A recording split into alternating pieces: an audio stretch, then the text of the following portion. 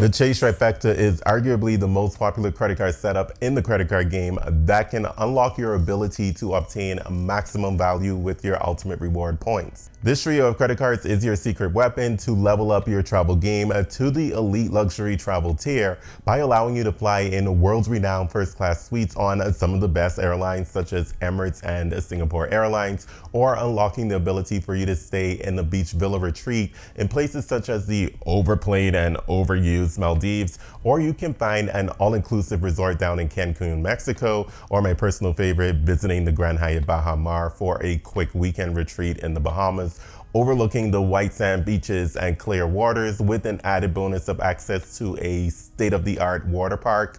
But beware, the food at that hotel is very expensive. And if all of that is too fancy for you, you can also indulge in some domestic travel for pennies on the dollar so that you can venture throughout the continental United States. But what's it really like to use the Chase Trifecta, and is it worth it? So in today's video, I'm going to share a little of my experience with the Chase Trifecta and find out why Jake Mercure, sorry if I'm butchering your last name, and I'm pretty sure that I didn't get that right. But anyway, we're going to find out why he upgraded his Sapphire Preferred to the Sapphire Reserve and whether or not he thinks that he made the right choice. So stay tuned for a special message from Jake. And finally, I'm going to summarize whether I think that this setup is still worth it in 2024. But first things first, what is the Chase Trifecta? The Chase Trifecta is like the holy grail of earning credit card rewards. It's a strategic combination of 3 specific credit cards from Chase. The most common and easily justifiable Trifecta setup is made up of the Freedom Unlimited, Freedom Flex, and Sapphire Preferred. But that's not the only way to have a powerful Trifecta setup with Chase. Some people choose to have the Sapphire Reserve in their setup instead of the Sapphire Preferred. And in case you're wondering why this is an either or situation, it's because Chase limits you to holding a maximum of 1 Sapphire credit card at a time. So a setup would give you the Freedom Flex, Freedom Unlimited, and Sapphire Reserve. And then others may forego the Sapphire cards altogether for various reasons and choose to hold the Ink Business Preferred instead to pair with the Freedom Flex and the Freedom Unlimited credit cards. And finally, some people will forego all of the personal credit cards altogether and instead hold the Ink Business Preferred, Ink Business Cash, and Ink Business Unlimited credit cards. Now, the reason this may be attractive is because the welcome offer on those business credit cards is typically higher than the welcome offer on the personal ultimate reward point earning credit cards. The reason why the Trifecta, or 3 credit cards from Chase, is so popular in the points and miles game is because you'll cover your bases and be able to maximize your potential return on spend. The Freedom Flex provides a quarterly rotating reward calendar that offers 5x back on specific purchases that change every quarter. The Freedom Unlimited is that catch-all credit card that gives you 1.5x back on all of your out-of-category purchases. And the Sapphire Preferred, or Sapphire Reserve, is that card that gives you access to Chase's transfer partners. All 3 complement one another, and all 3 come with a welcome offer that can net you a minimum total of 100,000 ultimate reward points at the recording of this video, depending upon when you apply for those credit cards. I chose the Sapphire Preferred because it was my first travel credit card and the first credit card that I applied for that comes with an annual fee just to hold the credit card. And back then, the welcome offer was actually consistently higher for the Sapphire Preferred than it was for the Sapphire Reserve, because believe it or not, the Sapphire Reserve was at 50,000 ultimate reward points, while the Sapphire Preferred's welcome offer was at an elevated offer of 80,000 ultimate reward points, which then later changed briefly to 100,000 ultimate reward points. And that's when I finally decided that it was time to apply for the Sapphire Preferred. When I applied for the Sapphire Preferred, I had the intention of making this my go-to dining credit card that also gave me access to Chase's transfer partners. And since the annual fee is just $95, it made perfect sense to add this credit card to my wallet. But later on, Chase decided to revamp the Freedom Unlimited and the Freedom Flex credit cards, and for whatever reason, they thought it was a good idea to add the 3x dining category to both of those credit cards, which then made the Sapphire Preferred mostly useless in my wallet. So the only category that I spend in on a monthly basis on my Sapphire Preferred is the select streaming services category. And let me tell you, I'm definitely not racking up a lot of points within that category. The other travel category gets minimal use since I rarely pay tolls or pay for parking, and I rarely have any other spend within that other travel category. So the main use of the Sapphire Preferred is to have access to Chase's transfer partners and to also have the trip cancellation interruption insurance, as well as the primary collision insurance for rental vehicles. So even though I'm not getting much use out of the Sapphire Preferred's reward categories, I still prefer this credit card over the Sapphire Reserve because it only costs me $95 per year to hold, which is a big difference to the Sapphire Reserve, which costs $550. And yes, there is a case where you can say that there is the effective annual fee of $250 because of the travel credit, but that is going to conflict with my Capital One Venture X credit card that also has a travel credit. So I'm more likely to use that rather than the Sapphire Reserve because I'm definitely going to use it toward an airline ticket. So that's my case for the Sapphire Preferred. Let's hear Jake's case for the Sapphire Reserve and why he chose to leave the Sapphire Preferred in the dust. All right, let's react to Jake's video. Let's go ahead and get it rolling. What's up, CJ? Dude, I like the Chase Sapphire Reserve, man. It's a sick card. There's some good reasons why, too, honestly. 50% boost in the portal. That's my first reason. Guys, I don't know about you, but I like to redeem for all kinds of redemptions across the board. You know, it's not always the Maldives kind of trips. Okay, it's interesting that he mentioned the Maldives because at the beginning of my video, I mentioned that the Maldives is overplayed and overused. So I think the credit card community at this point is a little bit exhausted of hearing about the Maldives. So it's interesting that he mentioned that. Anyway, let's get back to continuing on listening to what Jake has to say here. I do like to redeem for domestic travel in the US, and the Chase Sapphire Reserve gives me that option. In Chase's travel portal, all I got to do is find a flight, and there it is. It's always going to be a 1.5 cents per point. So Jake said the Sapphire Reserve is always going to give him that option. I know where he's going with this, but I want to be clear that the Sapphire Preferred also gives you the option to redeem domestic travel or basically any travel within the Chase travel portal. Okay, let's rewind that just a little bit and then let's let it play through to see if he's going exactly where I think he's going with it. Chase's travel portal, all I got to do is find a flight, and there it is. It's always going to be a 1.5 cents per point redemption because of the 50% point boost, and that is so valuable to me. And the best part about the Chase Sapphire Reserve is that, well, the annual fee is kind of high, but really the best part is the fact that I am able to hit the credits with my natural spending. So a lot of people kind of talk about this $250 effective annual fee kind of conversation, and that's because the annual fee is $550, and then if you take $300 out for that travel credit, then you get to $250. But here's where I take it a little further. So I don't know if you guys know who I am all the way, but I really enjoy using the Lyft city bikes. No, Jake, no, we have no idea who you are. You're just some random person that I invited onto my channel. I'm sorry, you said it, so I had to go there with it, but I'm pretty sure most people know who you are right about now. The Lyft city bikes. These are like the bikes that you can ride around all these major US cities. And I was about ready to buy this membership with cash, and then I realized. I'm happy he mentioned the Lyft city bikes. This is a bike share program, and I think bike share is so important, especially in cities where apartments may be smaller. So it's a little bit prohibitive for people to own a bike because they just don't really have anywhere to store it. There's some people who may not want a bike and have to worry about where they're going to park it. With the bike share programs, I don't know how Lyft specifically works, but the bike share program in my area or the cities that are near me that have bike share, they typically have stations, docking stations. So you check them out, you ride them nearby where you're going, and you dock them into another station. So that's pretty cool. Look at Jake being a multimodal transportation person. Thank you for mentioning that. And then I realized, wait a second, Lyft offers it as part of their membership, and the Chase Sapphire Reserve offers Lyft for free. So I'm able to reduce my effective annual fee all the way down to $51 because this is a $199 credit. All right, so that is actually pretty awesome that he's able to reduce his effective annual fee all the way down to $51. So he actually is getting more value out of the Sapphire Reserve than I am getting from my Sapphire Preferred, simply because his effective annual fee is down to $51 and my effective annual fee is still at $95 because I don't take advantage of any of the available credits that come with the Sapphire Preferred.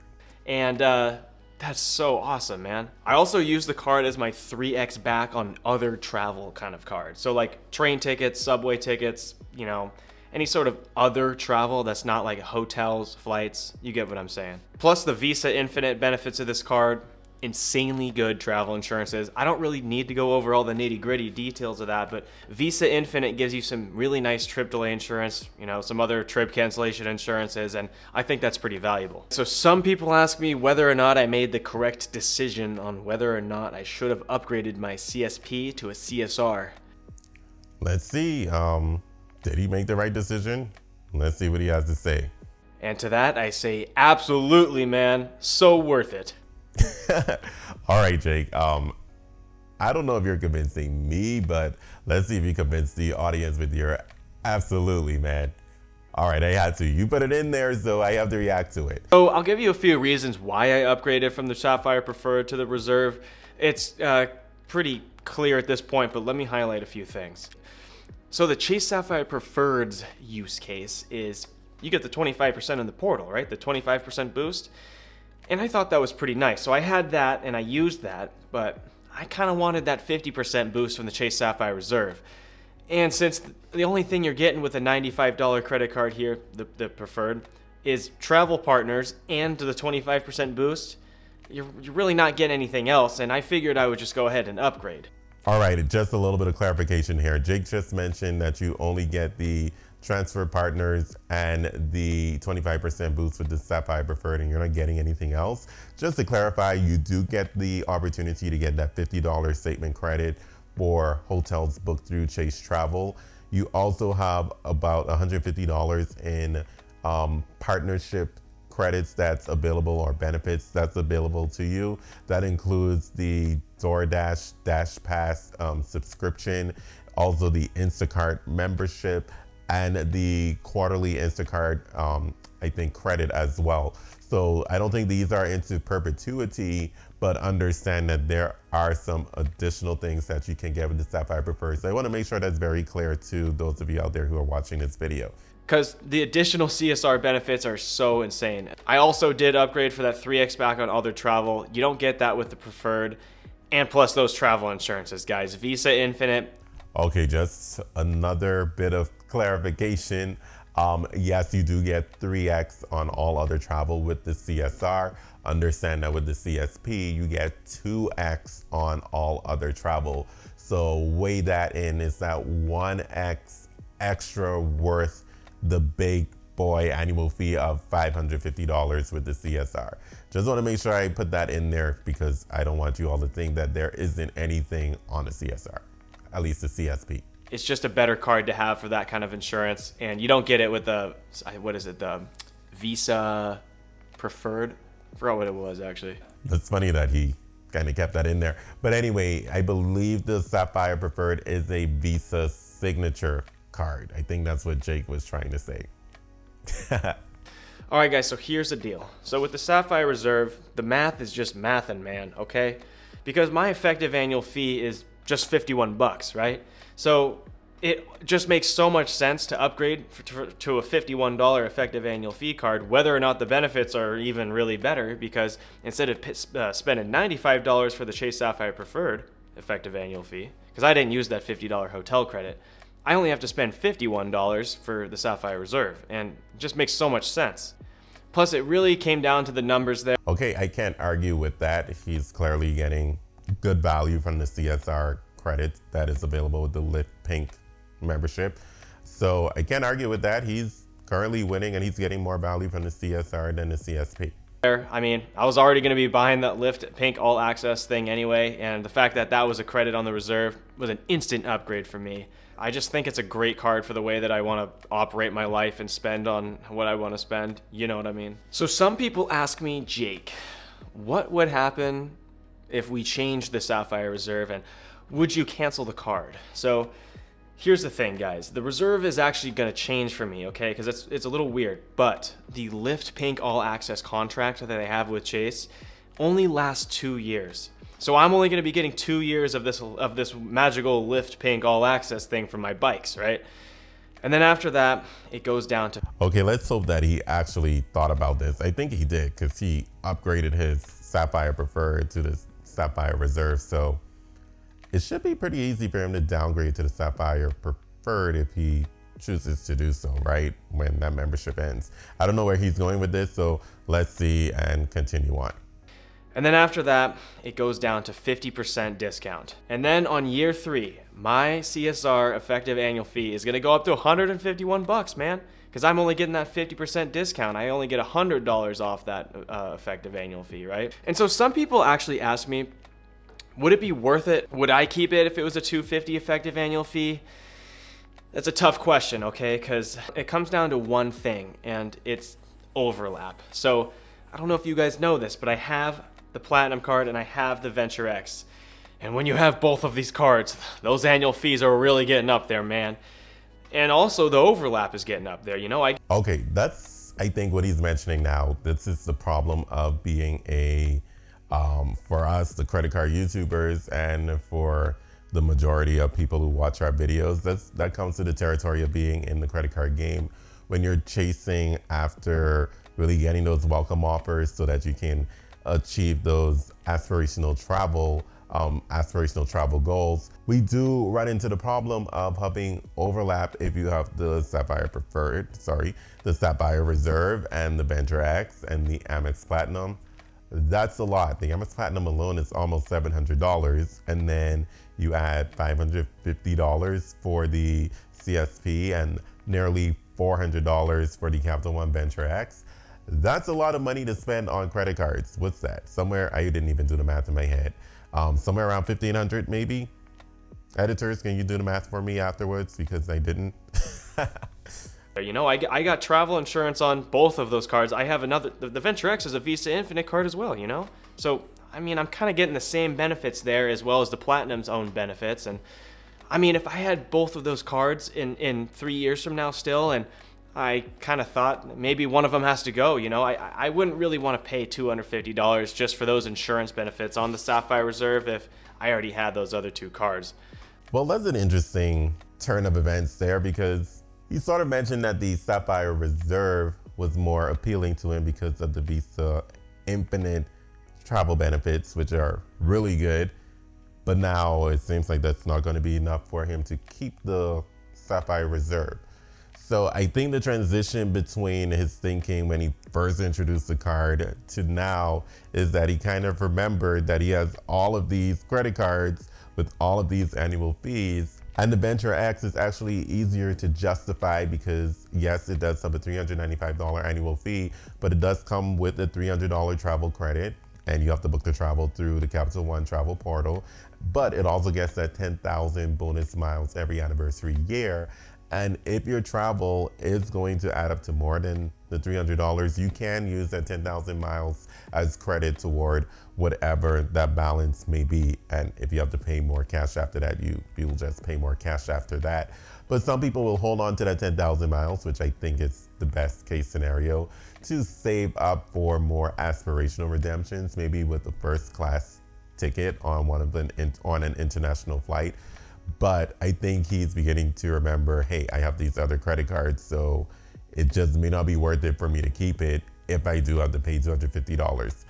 I hope I clarified that. Just sounded a little bit contradictory, but anyway, I'll let you all form your own opinion, and I'm sure you'll let us know down in the comment section. I hope that makes sense. But for some reason, if I get rid of the Venture X and I get rid of the Platinum, I'm going to have one luxury travel credit card at all times. And maybe it is the Sapphire Reserve. It just all depends on, you know, how much value I can get out of it and how it looks, how the whole entire credit card market looks in 2 years, man. I mean, obviously, I had no idea where Jake was going with this because they just made a complete case for the Venture X. And then he mentions that maybe he'll keep the Sapphire Reserve. I honestly don't think he would. I think he would keep the Venture X over the Sapphire Reserve if he has to pay, if it's going to cost him $250 as he states, because the Venture X still at the recording of this video isn't going to effectively cost you any money if you are using that credit and you are still getting those 10,000 bonus miles. In fact, it comes out to more of a $5 payment in value that they're giving to you to hold this card. Now, this may not last forever. As we know, the credit card game has been changing quite a bit. So a little bit surprised with his choice of words toward the end here. Anyway, let's finish up the video and let's get back to my synopsis, I guess. It's always changing. So yeah, that's pretty much it, guys. Now back to you, CJ. I'm gonna let you take it from here. So thanks for having me on. See ya. Okay, guys, let's just thank Jake for that video. A very interesting perspective there. So let's go on to what it's really like to use the Chase Trifecta and if I think it's still worth it in 2024. Okay, so the first point for what it's really like to use the Chase Trifecta is that it is cheap to hold. Again, for me and my Trifecta setup, it's going to be $95 for the annual fee. There are, I think, a lot of people other than me who get this credit card and understand that they have that $50 hotel credit, that statement credit, if they book that hotel through the Chase Travel portal. They will probably take advantage of that and get their annual fee, their effective annual fee down to $45 because that is some value that can be added. For me, I don't value that, so I keep it at $95. If you're Jake, or if you're like Jake, maybe you can get your effective annual fee down to $51 if you have the CSR. So in my opinion, at a $95 effective annual fee, it's pretty easy to justify holding this credit card. Again, when we compare it to like the Amex Gold card, which is at the same tier level as this credit card, the Sapphire Preferred is definitely much more worth it because the annual fee on the Amex Gold card is $250. Yes, the Amex Gold card does come with more value in statement credits, but those statement credits are a little bit annoying to use. And I think my real value with the statement credits, the Grubhub credit and the Uber Eats credit, comes out to somewhere around, I believe it was $70 the last time I checked. I haven't done the math in a little bit. So, and I do have a feeling that that annual fee is going to be increased pretty soon. There was an article that was just released about Amex's plan to continue to revamping its credit cards, and I do have a video planned on that in the future, but let's get back to Chase. Okay, reason number 2 is that it is hassle-free. I like that I don't really have to think about all of the statement credits to use to try to justify this card. At just $95 annual fee, I don't really have to think so much about it. Yeah, it kind of sucks that I'm not getting too much value in credit from that $95 annual fee, but at the same time, the Freedom Unlimited, the Freedom Flex, they typically are very easy to use. Freedom Unlimited is a catch-all credit card. The Freedom Flex is the rotating reward calendar that some people don't like because it changes, but the reward categories are usually pretty good and I'm able to get good value from that on a yearly basis. So that's my take on that as well. It's hassle-free to use. And finally, powerful redemption opportunities. I must say, with my redemption opportunities so far, and I haven't done the math on every single one, but my biggest one that I've actually done the math on was my redemption to the Grand Hyatt Baha Mar in the Bahamas, where the last one I got over 4 cents per point on the redemption value. I do have a few Hyatt stays coming up within the next few months. So those redemption values were actually really powerful as well. I did not get anywhere below 2 cents per point on those redemptions. Plus, I literally just transferred out some points to an airline transfer partner to book a domestic travel. Typically, you don't get too much good value with doing that. I think it's usually somewhere between 1.3, 1.4 cents per point. When you do that, you transfer those points out and you book domestic travel, domestic economy. But with this one, I waited until there was a 25% transfer bonus boost on my ultimate reward points. So I got 25% more value by transferring it into, it was JetBlue. And then when I booked the ticket, it actually was a pretty good price to book, right? So when all was said and done, I got just a little bit over 2 cents per point on that redemption to book that flight. So I will say that redemption values are really good. So on a day-to-day basis or on a daily basis with using the Chase Trifecta, I would say that it's still worth it in 2024 because I'm able to get quite a bit of value. I booked a pretty decent hotel I didn't do the cent per point conversion yet, but it was 6,500 points, and total per night would have been just over $200 per night. That's a good deal. You're basically taking down a $200 something total to $65 per night. I like to think of my points as 1 cent per point I could cash value, so I can understand how much of a discount I'm getting. But anyway, guys, I hope you enjoyed this video. Before you go ahead and run to apply for the Chase Trifecta and get the Chase Sapphire Preferred, make sure that you watch this video next on some of the problems that I think the Chase Sapphire Preferred has. I 100% recommend this Trifecta setup. I do have some links down in the description section. If you are interested, make sure you click on those links to learn more. It does support the channel, so feel free to use those links. Anyway, I will see you in the next video, so come on over and get your high five. Peace.